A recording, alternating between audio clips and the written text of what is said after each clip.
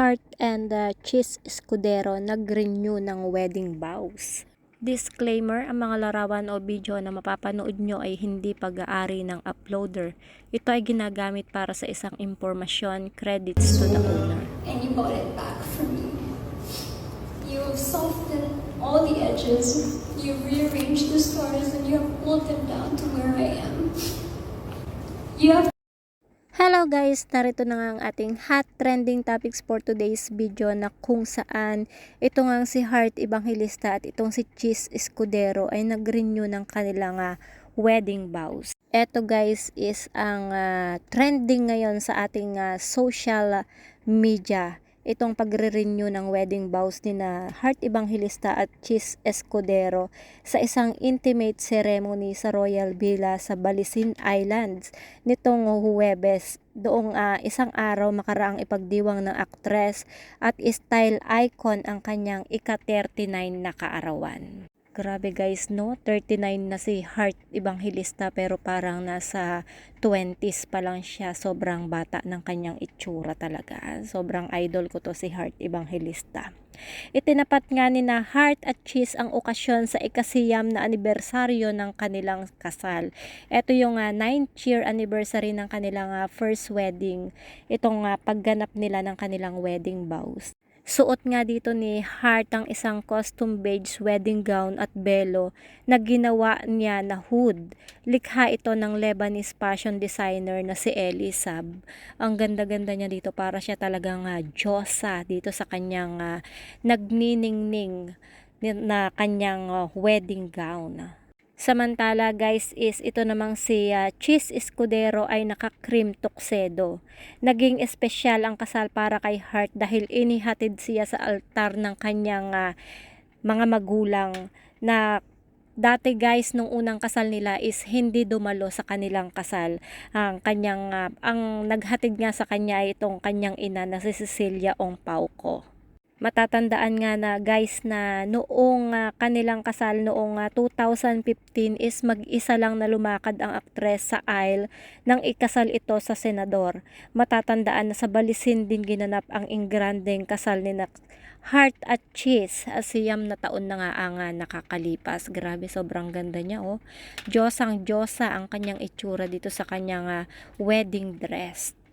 Samantala nga guys is personal pic ni Heart ang Lebanese couturier na si Elie Saab na siyang gumawa ng kanyang wedding gown sa kanyang renewal of vows nila ni Cheese dahil nagustuhan nito ang mga disenyo at gusto niyang maging parte nito.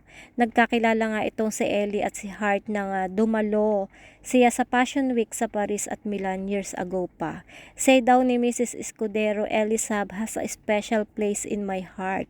It was actually one of the first shows I ever attended in Fashion Week. I've always loved their dreamy and romantic creation. And when I saw the couture dress, I knew that was it.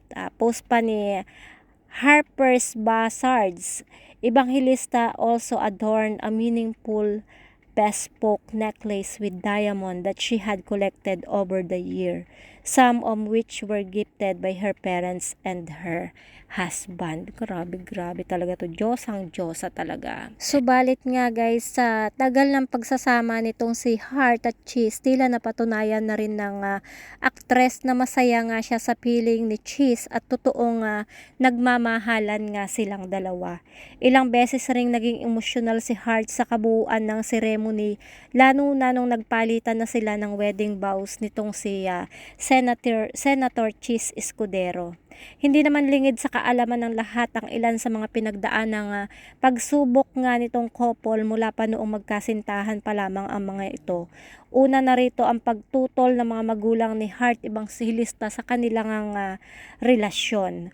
May mga naglabasan ring issue noon na ginawa lamang na panakipbutas ni Heart Evangelista si Cheese Escudero sa kanyang failed relationship.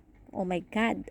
May mga nagsabi rin na tila nagrebelde umano si Heart Evangelista sa kanyang mga magulang kaya pinakasalan daw niya itong si Senator Cheese na hayagang tinutulan nga ng kanyang mga magulang. Hindi rin nakalagpas sa mga netizen ang matinding pagsubok na pinagdaanan ng dalawa noong 2022 kung saan napapabalita pa sa maraming mga pahayagan ang kanilang paghihiwalay nga. Subalit sa pinatunayan nga nitong dalawa ang kasabihang love conquers all dahil sa pagiging masaya nila ngayon matapos ang lahat ng mga pagsubok na tila lalong nagpalakas nga sa kanila. Sobrang nakakaiyak nga itong wedding vows ni na Senator Cheese and Heart Evangelista. Panoorin nyo to guys sa kanilang IG account and merong mga naglabas din ng video. Panoorin nyo guys at nakakakilig naman talaga. Makikita nyo talaga na habang naglalakad itong si Heart Evangelista is sobrang Diyosa yung kanyang kagandahan. Kikiligin talaga kayo. And dun pa lang sa pinatunayan nila yung kanilang pagmamahalan na till death do us part talaga is mapapa sana all na lang tayo guys, no? So that's it guys for our chika for today's video. Ayan ang ating hot trending topics. Kung di pa kayo guys nakasubscribe sa aking YouTube channel, kindly hit the notification bell, like, and share. Kayo, kung ano ang inyong opinion, just comment down below.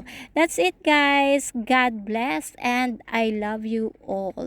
Mwah mwah chup chup.